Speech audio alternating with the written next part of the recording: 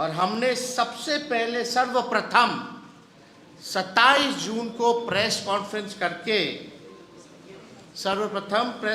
करके देश की जनता को हमने जिस प्रकार से एसआईआर की जल्दबाजी, अपारदर्शिता, इनकी मंशा, अल्प समय और टाइमलाइन और खतरे को सबके समक्ष रखा था, जो इनकी असली हिडन एजेंडा जो था, सबसे पहले 27 जून को प्रेस कॉन्फ्रेंस करके हम लोगों ने जो है इस बात को जो है रखा था।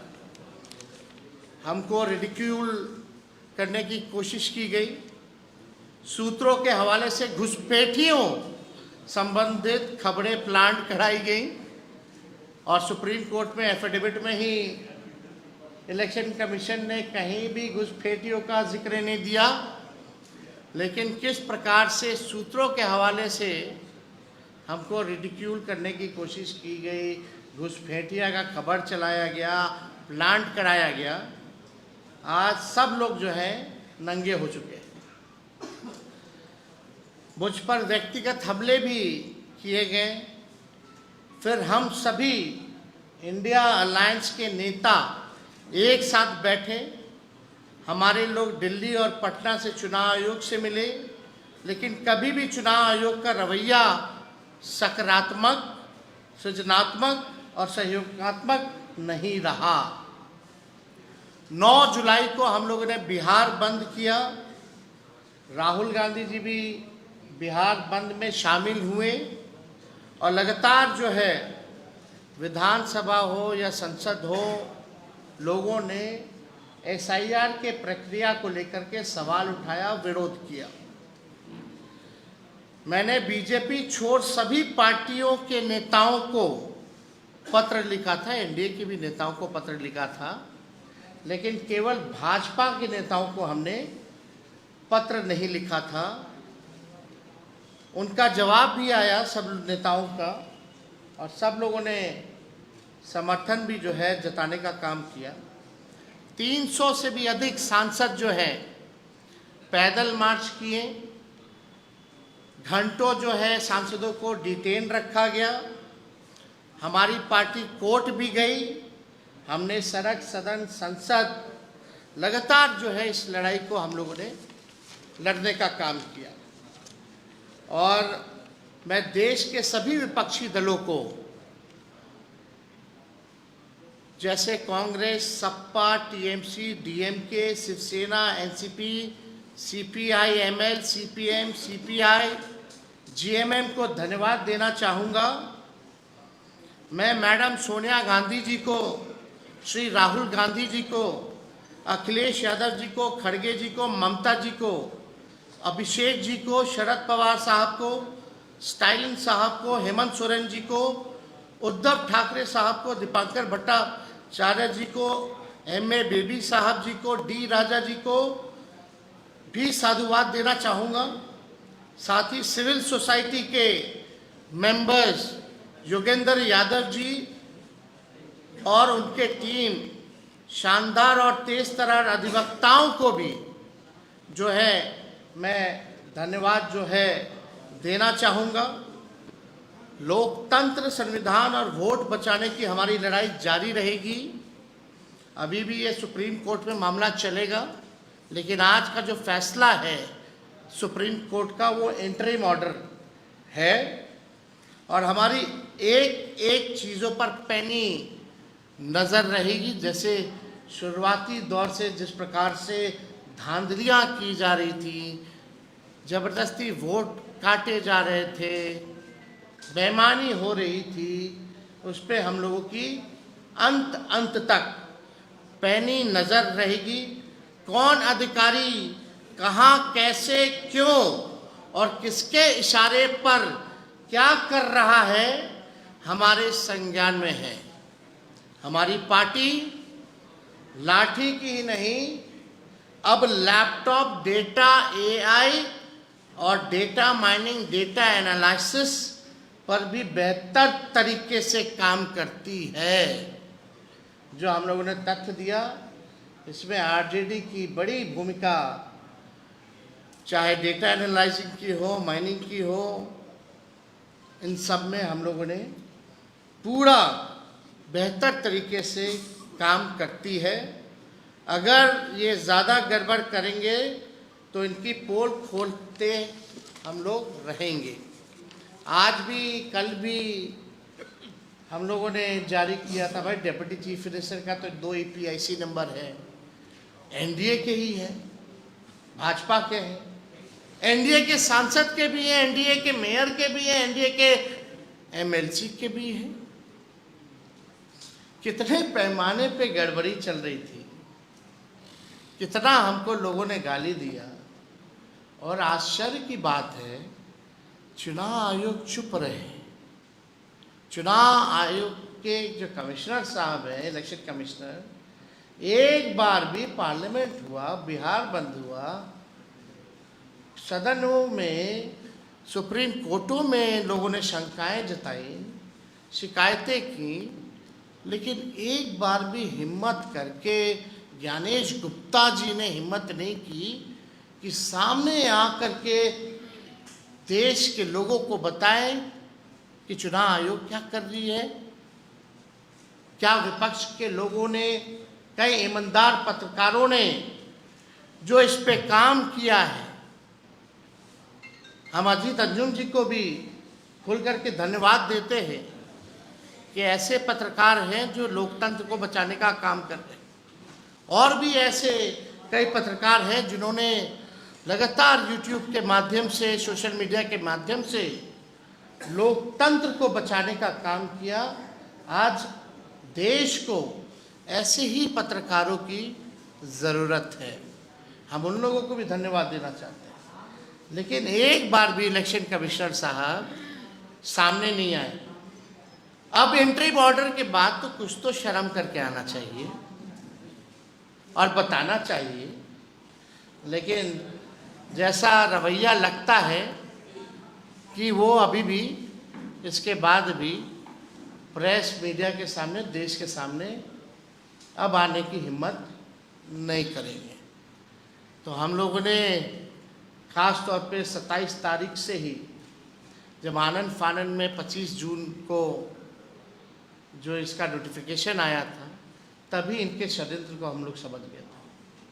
और 27 जून से लगातार आप लोगों के बीच हमने एक बार जो है प्रेस कॉन्फ्रेंस किया।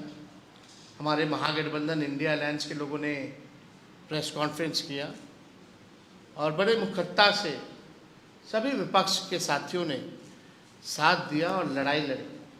और जो देशवासियों ने विश्वास जताया, उन सबको पुनः हम दिल से जो है धन्यवाद देते हैं। और लड़ाई अभी ख़त्म नहीं हुई है। हम लोग सब लोग समझते हैं इनके डिज़ाइन को, जो मोदी जी, शाह जी करना चाहते हैं। आप बताओ, गुजराती भी बिहार का वोटर बन रहा है, 1 साल वहाँ वोट दिया और 1 साल यहाँ वोट देगा, फिर कटवा के कहाँ वोट देगा, यानी 5 साल में कितना बार वोट देंगे भगवान ही जाता है। बिकू भाई, ऐसा स्थिति तो नहीं होना चाहिए। कौन सा नया नया तरीका सिखा रहे हैं भाई आप समाज को? पैमाने का अलग पैमाना है। तो हम लोग इनके डिज़ाइन को समझते हैं और ज़मीनी स्तर पे या आने वाले समय में भाजपा क्या करने जा रही है और इनके चहेते अधिकारी क्या कर रहे हैं। ये बिहार है, तेजस्वी सबको समझता है, हम बिहारी हैं। और आप लोगों ने देखा होगा, एक बिहारी सब पर भारी। और यही आज सुप्रीम कोर्ट के एंट्री ऑर्डर पर मोहर हम लोगों के बातों पर लगी है। इसलिए ये लोग सोचते हैं कि बिहार को अगर लोकतंत्र की जो जननी है, वहाँ से अगर लोकतंत्र को ख़त्म कर देंगे तो आप देख सकते हैं बिहारी की क्या ताकत है। अगर एक बिहारी खड़ा हो जाए तो ये लोग कहीं जो देश के संविधान को, लोकतंत्र को, भाईचारे को खतरे में डाल रहे हैं, हरगिज़ नहीं होने दिया जाएगा। चाहे तेजस्वी को गाली दो, मीडिया ट्रायल कराओ या कोई भी काम कीजिए, आपके इस षड्यंत्र को इस बिहार की धरती से हम उजागर करेंगे।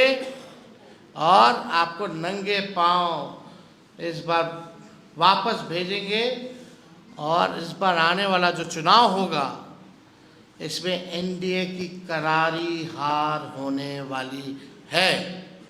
इन लोगों ने जितना हमारे वोटरों को, जितने बिहार के मतदाताओं को, चाहे कोई समाज के हों, कोई धर्म के हों, कोई वर्ग के हों, सब बिहारी अब एक हो गया है और इनको करारा जवाब देने के लिए तैयार है।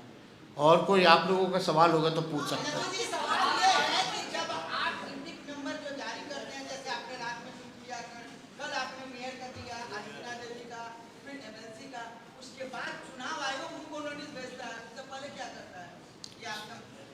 अरे भाई चलो, तेजस्वी के कारण सबका एक एक तो बनने लग गया। अभी तो बहुत लोग हैं लिस्ट में। अब जब जारी होगा, चुनाव आयोग डेटा इसीलिए ना छुपा रहा था। अब जब 65 लाख लोग का जब जारी होगा बूथ वाइज और कारण वाइज, तो और नंगा होने वाले ये लोग, कहीं बचने वाले ये लोग नहीं। हमने वादा किया था कि किसी भी बिहार के लोगों का मतदाता जो है, किसी का नाम नहीं कटने दिया जाएगा। उस काम में हम लगे हैं और हम लोग किसी भी कीमत पर जो जेन्युइन बिहार के लोग हैं उनका नाम कटने नहीं देंगे। लेकिन आश्चर्य की बात है, ये तो गुजरात से लोग घुसपैठिया आ गया है। ये तो सबूत है ना, कहीं और का तो आया नहीं आया, लेकिन गुजरात के घुसपैठिए जरूर आ गए हैं बिहार में। और कोई सवाल?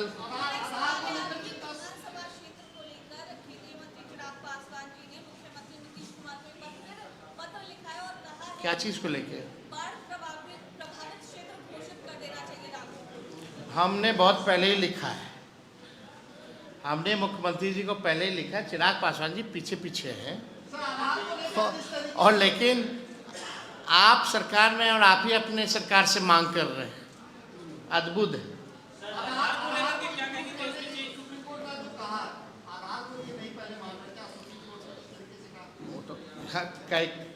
हम आपको बता दें, कई ऐसे चैनल हैं जो सुप्रीम कोर्ट में जब बहस चल रहा था तो ब्रेकिंग न्यूज़ कर करके कुछ कुछ दिखा रहे थे, चाहे आधार से रिलेटेड हो या कुछ हो।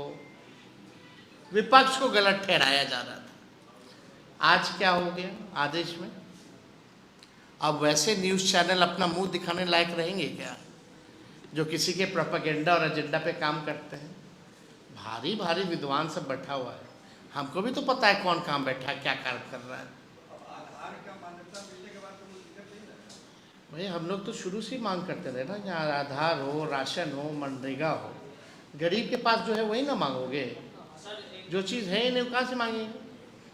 आप अपने ही इलाके चले जाइएगा तो देखिए ना, बाढ़ आया हुआ, जा करके वहाँ कागज देखिएगा कि अपना जान बचाइए। जस्टिस कांत ने जो कहा कि सर्चिबल पॉइंट में होना चाहिए, इसका इलेक्शन कमीशन विरोध अभी भी कर रही है, कह रही है कि नहीं ये नहीं होना चाहिए। चोर के दारी में तिनका। आपने नाम काटा है, कुछ भी है तो आप दिखाओ ना, कारण बताओ ना। और वेबसाइट पे जो पहले अपलोड किया था बाद में इमेज फॉर्मेट में कर दिया गया, उसको भी हैवी फाइल कर दिया गया ताकि सच को छुपाने का प्रयास किया गया।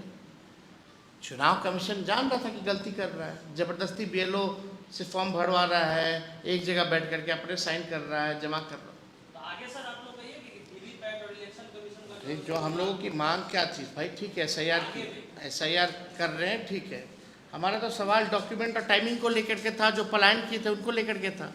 आज उसमें सुप्रीम कोर्ट ने आदेश में दे दिया है। और अब पब्लिक डोमेन में जब आ जाएगा सब चीज़, तो दूध का दूध और पानी का पानी होगा। हम लोग और नज़र रखेंगे कहाँ गड़बड़ियाँ हुई हैं, देखेंगे कोई जेन्युइन वोटर का ना कटे।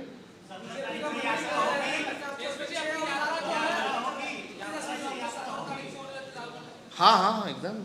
जन्माष्टमी 16 को है, 17 से हम लोग यात्रा पे हम लोग निकलेंगे और जनता को इनके खेल के बारे में बताएंगे। और जनता का हम लोगों का